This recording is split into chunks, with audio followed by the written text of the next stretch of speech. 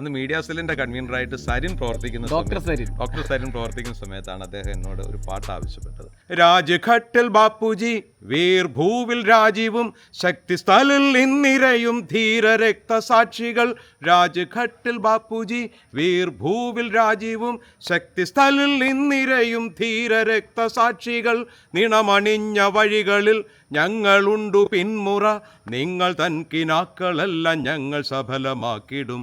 നിണമണിഞ്ഞ വഴികളിൽ ഞങ്ങളുണ്ടു പിന്മുറ, നിങ്ങൾ തൻ കിനാക്കളെല്ലാം ഞങ്ങൾ സഫലമാക്കിടും. കോൺഗ്രസ് ആണു ഭാരതത്തിൻ മർത്യകോടി നെഞ്ചിലേറ്റി ചോര നൽകി ജീവനെ കാത്തുവച്ച സാന്ത്വനം. വാനിലുയരെ കൊടിയുയർത്തി സത്യത്തിൻ കരുത്തുമായി സമരഭൂവിൽ ധീരരായി നമ്മളൊത്തു നീങ്ങിടും, നമ്മളൊത്തു നീങ്ങിടും. ₹1 പോലും പ്രതിഫലം വാങ്ങിക്കാതെയാണ് കോൺഗ്രസ് ആണ് ഭാരതത്തിൽ, അതുപോലെ തന്നെ ഈ രാഹുൽ ഗാന്ധി ഐക്യദാർഢ്യം പ്രഖ്യാപിച്ചുകൊണ്ടുള്ള പാട്ടും ഞാൻ ചെയ്തിട്ടുള്ളത്. ഒറ്റയല്ല രാഹുൽ നീ, ഒപ്പമുണ്ടു ഭാരതം, നിൻ കനൽ വഴികളിൽ ഞങ്ങളുണ്ട് കാവലായി.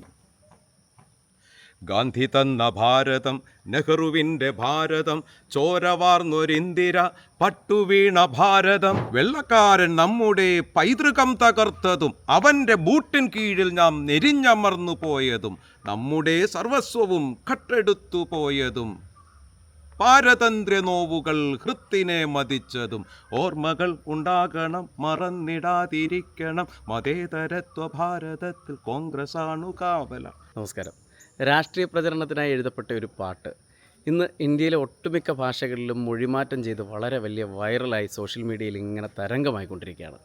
ആ പാട്ട് എഴുതിയ ആൾ നമ്മളോടൊപ്പം ഉണ്ട്. നമുക്ക് അദ്ദേഹത്തിൻ്റെ വിശേഷങ്ങളൊന്ന് ചോദിച്ചറിയാം. കൊല്ലം ജില്ലയിലെ മൈനാഗപ്പള്ളി മിലാദെ ഷെരീഫ് ഹയർ സെക്കൻഡറി സ്കൂളിലെ അധ്യാപകനാണ് ഈ പാട്ടെഴുത്തുകാരൻ. നമസ്കാരം സാർ. നമസ്കാരം സാറേ. എബി പാപ്പച്ചൻ. അതെ. സാർ എങ്ങനെയാണ് ഒരു പാട്ടെഴുത്തുകാരനായത്? ഞാൻ ചെറുപ്പം മുതലേ KSU പൊളിറ്റിക്സുമായി ബന്ധപ്പെട്ട് നിൽക്കുന്ന ഒരാളാണ്. ശാസ്താംകോട്ട ദേവസ്വം ബോർഡ് കോളേജിലെ കോളേജ് യൂണിയൻ ഭാരവാഹിയായിരുന്നു. അതിനുശേഷം എൻ്റെ BEd പഠനത്തിന് ശേഷം എൻ്റെ നാട്ടിൽ വന്ന് യൂത്ത് കോൺഗ്രസിൻ്റെ മണ്ഡലം പ്രസിഡൻ്റായി, യൂത്ത് കോൺഗ്രസിൻ്റെ ബ്ലോക്ക് പ്രസിഡൻ്റായി, കോൺഗ്രസിൻ്റെ മൈനാഗപ്പള്ളി മണ്ഡലം പ്രസിഡൻ്റായിട്ട് ഒരു ടേൺ പ്രവർത്തിക്കാനുള്ള അവസരം എനിക്ക് ലഭിച്ചു. അപ്പോൾ ഈ ജീവിതാനുഭവങ്ങൾ തീർച്ചയായിട്ടും ജീവിതത്തിൻ്റെ ഒരു ഭാഗമായി കോൺഗ്രസ് മാറി. ജീവിതത്തിൻ്റെ ഭാഗമായി കോൺഗ്രസ് മാറിയപ്പോഴാണ് എനിക്ക് ഒരു തോന്നലുണ്ടായത്, ഇടതുപക്ഷ ജനാധിപത്യ മുന്നണിക്ക് പലപ്പോഴും ആവേശം ജനിപ്പിക്കുന്ന ധാരാളം പാട്ടുകളുണ്ട്, കോൺഗ്രസ്സിന് അത്തരം ഒരു പാട്ട് ഇല്ലല്ലോ എന്നുള്ളൊരു സങ്കടത്തിൽ നിന്നാണ് ആ ഒരു പാട്ടിലേക്ക് ഞാൻ എത്തിച്ചേർന്നത്. ഇതിനിടയ്ക്ക് സാർ ഒരു കാര്യം വിട്ടുപോയി. സാർ പഞ്ചായത്ത് അംഗമായ കാര്യം.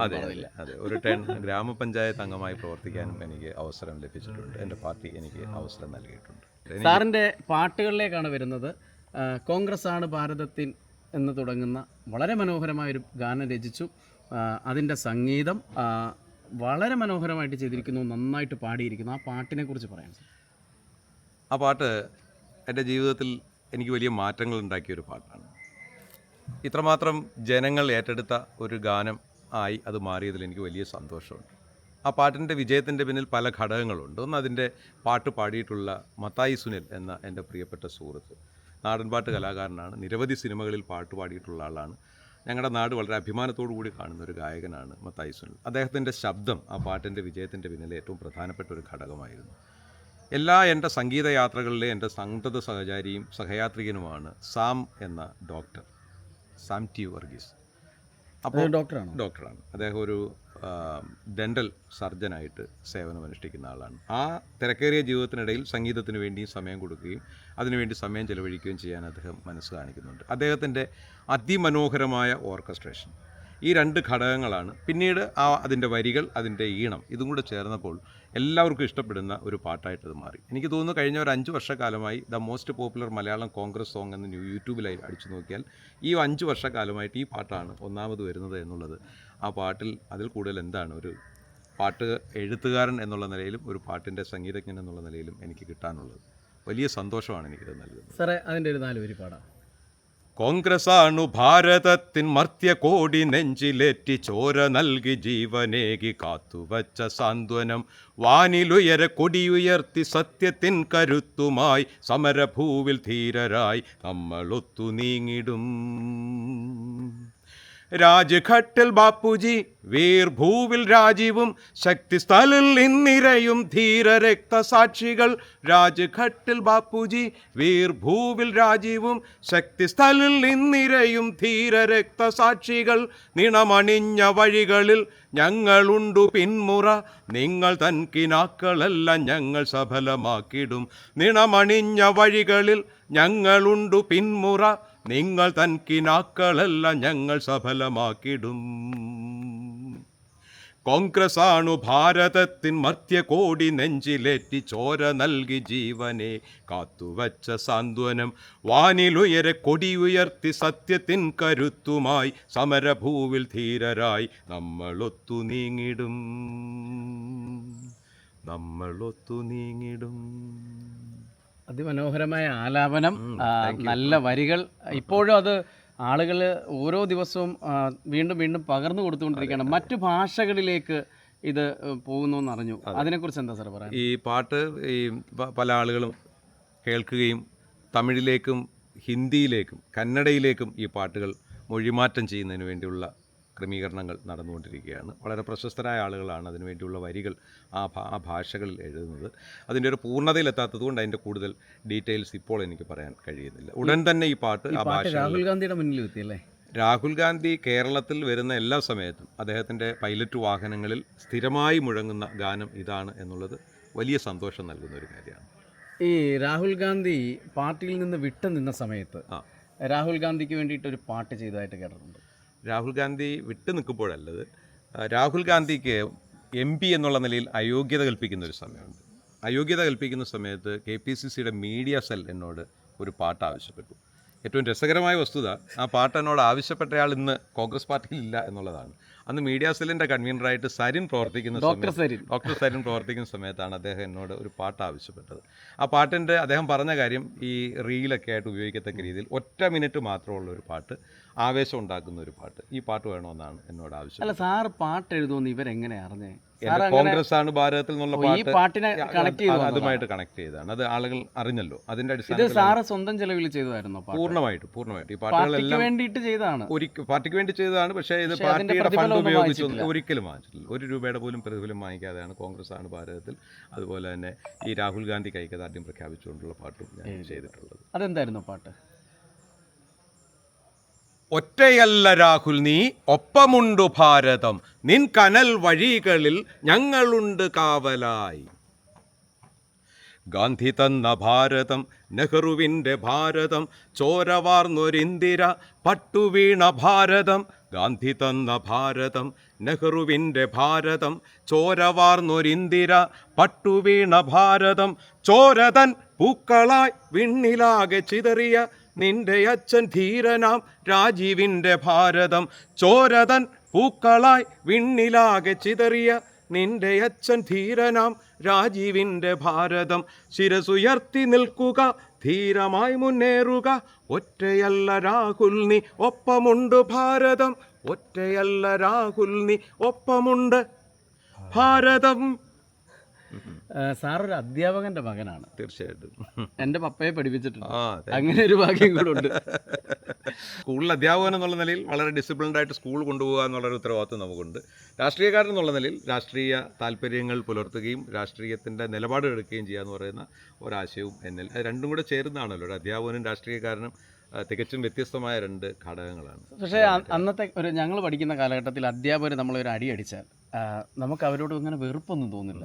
അന്നേരം ഒരു വിഷമമൊക്കെ ഉണ്ടാവും, കുട്ടികളുടെ മുമ്പിൽ വെച്ച് തല്ല് കിട്ടിയതിൻ്റെ ഒരു സങ്കടമൊക്കെ ഉണ്ടാവും. പക്ഷെ പിറ്റേന്ന് സ്കൂളിലേക്ക് വരുമ്പോൾ എന്തുകൊണ്ടാ എന്നൊക്കെ ചോദിച്ച് സാധാരണ ഒരു അധ്യാപകൻ വിദ്യാർത്ഥി എന്നുള്ളതിനപ്പുറം സാർ ഭയങ്കര സൗഹൃദം കാണിക്കാറുണ്ട് കുട്ടികളോട്. ആ കാലഘട്ടത്തിൽ എനിക്കിപ്പോഴും നമ്മുടെ ക്ലാസ്സിൽ ഉണ്ടായിരുന്ന ചന്ദ്രബാബു എന്തോ പറഞ്ഞതിന് സാറിനെ കളിയാക്കി തിരിച്ചും അങ്ങോട്ടും ഇങ്ങോട്ടും പറഞ്ഞിട്ട് പിറ്റേന്ന് വരുമ്പോൾ സാറിനോട് ഭയങ്കര സ്നേഹമാണ്. ഇപ്പോഴും വിദേശത്തൊക്കെ ഉള്ള കുട്ടികളിങ്ങനെ വിളിക്കുമ്പോൾ എബി സാറിനെ ഓർക്കാറുണ്ട്. വളരെ നല്ല ഓർമ്മകൾ പറയാറുണ്ട്, സാറിൻ്റെ ക്ലാസ്സുകളെ കുറിച്ച് പറയാറുണ്ട്. എന്തായാലും ഇതിനോടൊപ്പം തന്നെ വീണ്ടും ഒരുപാട് പാട്ടുകൾ എഴുതിയിട്ടുണ്ട്. കോൺഗ്രസിന് വേണ്ടിയാണ് ഞാൻ പാട്ടുകൾ കൂടുതൽ എഴുതിയിട്ടുള്ളത്. കോൺഗ്രസിൻ്റെ ചരിത്രത്തെ സംബന്ധിച്ച് ഒരു പാട്ടാണോ കവിതയാണോ എന്നൊക്കെ സംശയം തോന്നുന്ന രീതിയിലുള്ള ഒരു പാട്ട് ഞാൻ ചെയ്തിട്ടുണ്ട്. അത് യൂത്ത് കോൺഗ്രസിന് വേണ്ടിയാണ് ചെയ്തത്. ഷാഫി പറമ്പിൽ യൂത്ത് കോൺഗ്രസിൻ്റെ സംസ്ഥാന പ്രസിഡൻ്റായിട്ടിരിക്കുന്ന സമയത്ത് ഭാരത് ജോഡോ യാത്രയ്ക്ക് വേണ്ടി എഴുതിയ ഒരു പാട്ടുണ്ട്. എനിക്ക് വളരെ ഇഷ്ടപ്പെട്ട ഒരു പാട്ടാണത്. അത് വെള്ളക്കാരൻ നമ്മുടെ പൈതൃകം തകർത്തതും അവൻ്റെ ബൂട്ടിൻ കീഴിൽ നാം നെരിഞ്ഞമർന്നു പോയതും നമ്മുടെ സർവസ്വവും കട്ടെടുത്തു പോയതും പാരതന്ത്ര്യ നോവുകൾ ഹൃത്തിനെ മതിച്ചതും ഓർമ്മകൾ ഉണ്ടാകണം മറന്നിടാതിരിക്കണം മതേതരത്വ ഭാരതത്തിൽ കോൺഗ്രസ്സാണു കാവല എന്ന് തുടങ്ങുന്ന രീതിയിലുള്ള ഒരു പാട്ട്. ഇത് കോൺഗ്രസിൻ്റെ ആദ്യകാലം മുതൽ ഇന്ന് വരെയുള്ള ചരിത്രം ഓരോ വരികളിലൂടെ പകർന്നു വെക്കുന്ന ഒരു പാട്ട്. സാറിൻ്റെ ഓരോ എഴുത്തിലും ഓരോ വരികളിലും പാർട്ടിയോടുള്ള ഒരു വലിയ അടങ്ങാത്ത ഒരു ആവേശവും ഇഷ്ടവും സ്നേഹവും ഒക്കെ കാണുന്നു. എങ്ങനെയാണ് ശരിക്കും പാർട്ടിയിലേക്ക് വന്നത്? ശരിക്കും പറഞ്ഞാൽ പാർട്ടി പ്രവർത്തനം എന്ന് പറയുന്നത് നമ്മുടെ ജീവിതത്തിൻ്റെ തന്നെ ഭാഗമാണല്ലോ. വിദ്യാർത്ഥി രാഷ്ട്രീയ കാലഘട്ടം മുതൽ ദൈനംദിന ജീവിതത്തിൻ്റെ ഭാഗമാണ് രാഷ്ട്രീയം എന്നുള്ളത്. രാഷ്ട്രീയവും ജീവിതവും രണ്ടല്ല. രാഷ്ട്രീയം തന്നെയാണ് ജീവിതം, ജീവിതം തന്നെയാണ് രാഷ്ട്രീയം. ആ രീതിയിലാണ് എൻ്റെ ജീവിതത്തെ ഞാൻ രൂപപ്പെടുത്തിയിട്ടുള്ളത്.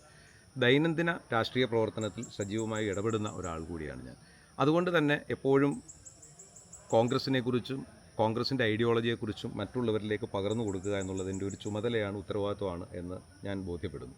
അതിൻ്റെ അടിസ്ഥാനത്തിലാണ് ആളുകളിലേക്ക് ആശയങ്ങളെ സംവേദിപ്പിക്കാൻ പറ്റുന്ന ഏറ്റവും മനോഹരമായ കാര്യങ്ങൾ സംഗീതവും നാടകവും അങ്ങനെയുള്ള കാര്യങ്ങളാണ്. ഒരു 100 പ്രസംഗങ്ങളെക്കാൾ ചിലപ്പോൾ ഒരു ഗാനം കമ്മ്യൂണിക്കേറ്റ് ചെയ്യപ്പെടും. അപ്പോൾ അതിൻ്റെ അടിസ്ഥാനത്തിൽ എനിക്ക് ലഭിച്ച ഒരു കഴിവ്, എനിക്ക് ഉണ്ടെന്ന് ഞാൻ വിചാരിക്കുന്ന ഒരു കഴിവ് പാർട്ടിക്ക് വേണ്ടി വിനിയോഗിക്കുക എന്ന് പറയുന്ന എൻ്റെ ഒരു ആശയത്തിൻ്റെ ഭാഗമായിട്ടാണ് ഈ പാട്ടെഴുത്ത് കോൺഗ്രസിന് വേണ്ടി നടത്താൻ സാറിപ്പോഴും ഒരു അധ്യാപകനായിട്ട് തന്നെ നിലനിൽക്കുന്ന അധ്യാപനം. കലാലയങ്ങളിലെ രാഷ്ട്രീയം നിരോധിച്ചതിനെ കുറിച്ച് എന്താ പറയാ? അതിനകത്ത് പിന്നീട് എന്തെങ്കിലുമൊക്കെ പ്രശ്നങ്ങൾ ഉണ്ടായിട്ടുണ്ടല്ലോ. കാരണം ലഹരിയുടെ ഒരു അതിപ്രസരം വന്നു. അവിടെ രാഷ്ട്രീയത്തിനപ്പുറം മതത്തിൻ്റെ ചിന്തകൾ കടന്നു കയറി, ഒരു വർഗീയ ചിന്തകൾ കടന്നു കയറി. ശരിക്കും സ്കൂളുകളിൽ രാഷ്ട്രീയം ആവശ്യമുണ്ടോ? തീർച്ചയായിട്ടും കലാലയങ്ങളിൽ രാഷ്ട്രീയം ആവശ്യമുണ്ട് എന്ന വ്യക്തമായ കാഴ്ചപ്പാടാണ് എനിക്കുള്ളത്. അതിന് മതിയായ കാരണങ്ങളുണ്ട്. പണ്ട് കുട്ടികളെ കലാലയങ്ങളിൽ ഒന്നിപ്പിക്കാൻ, ഏകോപിപ്പിക്കാൻ അവിടെ ഉണ്ടായിരുന്നത് രാഷ്ട്രീയ പ്രസ്ഥാനങ്ങളാണ്. ആ രാഷ്ട്രീയ പ്രസ്ഥാനങ്ങൾ സാമൂഹിക പ്രതിബദ്ധതയുള്ള സംഘടനകളാണ്. അപ്പോൾ അവർക്ക് മലീമസമാകാൻ കഴിയുന്നതിനൊരു പരിധിയുണ്ട്.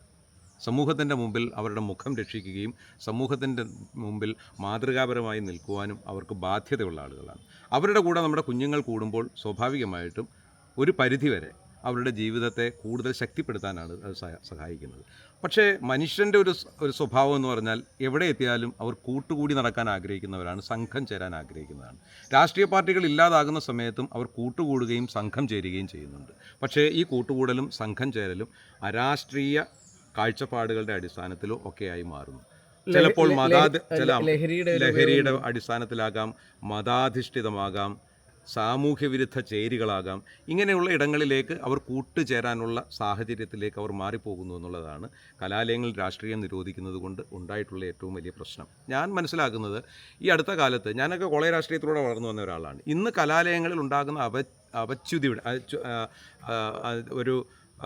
കലാലയങ്ങളിലുണ്ടാകുന്ന ഒരു മൂല്യച്യുതിയുടെ അടിസ്ഥാനപരമായ കാരണം കലാലയങ്ങളിൽ നിന്ന് നഷ്ടപ്പെട്ടു പോയ രാഷ്ട്രീയമാണ് എന്ന് വിശ്വസിക്കുന്ന ഒരാളാണ് ഞാൻ. ഒരുപക്ഷെ അഭിപ്രായ വ്യത്യാസങ്ങളുണ്ടാകാം, എൻ്റെ കാഴ്ചപ്പാട് കാണും. ഈ രാഷ്ട്രീയം നിരോധിച്ചതിൻ്റെ ഒരു പ്രധാന കാരണം പറഞ്ഞാൽ കുട്ടികൾ തമ്മിലുള്ള സംഘർഷങ്ങളും പ്രശ്നങ്ങളും ഒക്കെയാണല്ലോ. അതെ. പിന്നീട് ഇങ്ങോട്ട് വന്നപ്പോൾ സാറിൻ്റെ ഒരു കാലഘട്ടത്തിലേക്ക് പോയാൽ ഒരു പൊതി ചോറ് ഒരു കുട്ടി കൊണ്ടുവന്നാൽ എല്ലാവരും കൂടെ, ഇപ്പോൾ ഭക്ഷണം കഴിക്കാത്ത ഒരു ക്ലാസ്, ഭക്ഷണം കൊണ്ടുവരാത്ത ഒരു ക്ലാസ്സിലുണ്ടെങ്കിൽ എല്ലാവരും വട്ടം കൂടിയിരുന്ന ഒരു പൊതി ചോറ് തിന്ന് വിശപ്പടക്കി അസമയുടെ കായലിൽ പോയി കൈ കഴുകി കുളിച്ച് അങ്ങനെ വരുന്ന ഒരു കാലത്ത് നിന്ന് മാറിയിട്ട് ഇപ്പോൾ ഒരു കുട്ടി വിശന്നിരുന്നാൽ അവർ തിരിച്ചറിയാതെ പോകുന്നു. കുട്ടികൾ തമ്മിലുള്ള ബന്ധങ്ങൾ കുറയുന്നു.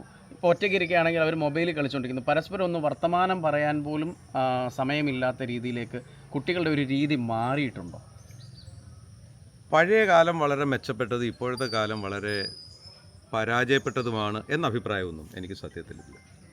എല്ലാ കാലഘട്ടത്തിലും നന്മകളും ഉണ്ട്, തിന്മകളും ഉണ്ട്, ഏറ്റക്കുറച്ചിലുകളുണ്ടാകാം. പക്ഷേ എല്ലാ കാലഘട്ടങ്ങളിലും നന്മയും തിന്മയും അടങ്ങിയ ഒരു സമൂഹത്തിലാണ് നമ്മൾ ഓരോരുത്തരും ജീവിക്കുന്നത്. അതിനകത്ത് സംശയങ്ങളൊന്നുമില്ല.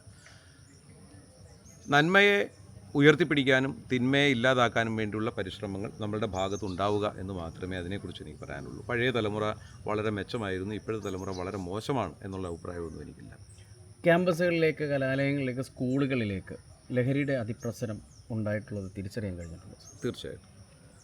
ഇപ്പോൾ ഇനി എന്താണ് ചെയ്യാൻ കഴിയുക? കാരണം നമ്മൾ ഓരോ കാലഘട്ടം കഴിയും തോറും ഉയരങ്ങളിലേക്ക് പോകേണ്ട ഒരു തലമുറ, മാറ്റങ്ങളിൽ നിന്ന് മാറ്റങ്ങളിലേക്ക് പോയിക്കൊണ്ടിരിക്കുന്ന ഒരു വിദ്യാഭ്യാസ സമ്പ്രദായം വരുമ്പോൾ പക്ഷേ കുട്ടികൾ പെട്ടെന്ന് അതിൽ നിന്നൊക്കെ വഴിമാറി ലഹരിയുടെ അടിമത്തത്തിലേക്ക് പോകുന്ന ഒരു കാഴ്ച കണ്ടുവരുന്നുണ്ട്. മാതാപിതാക്കളോട് ബഹുമാനമില്ലായ്മയും ഉപദ്രവവും അങ്ങനെയുള്ള കൊലപാതകങ്ങൾ ഉൾപ്പെടെയുള്ളത് എന്ന് വിദ്യാർത്ഥികളിൽ നിന്ന് ഉണ്ടാകുന്ന ഒരു കാഴ്ചയും കണ്ടുവരുന്നുണ്ട്. അടിസ്ഥാനപരമായി ഇത്തരം കാര്യങ്ങളുടെയൊക്കെ കാരണം അന്വേഷിക്കുമ്പോൾ അവൈലബിലിറ്റി എന്നുള്ളതാണ് ഏറ്റവും വലിയ ഒരു പ്രതിസന്ധി. അവൈലബിൾ ആകുമ്പോഴാണ് ഉപഭോഗം വർദ്ധിക്കുന്നത്. ഏത് കാര്യമായാലും, മദ്യമായാലും മയക്കുമരുന്നായാലും എവിടെയും അവൈലബിൾ ആകുന്ന ഒരു സാഹചര്യം ഉണ്ടായാൽ തീർച്ചയായിട്ടും അത് വളരെ വ്യാപകമായി ഉപയോഗിക്കപ്പെടും.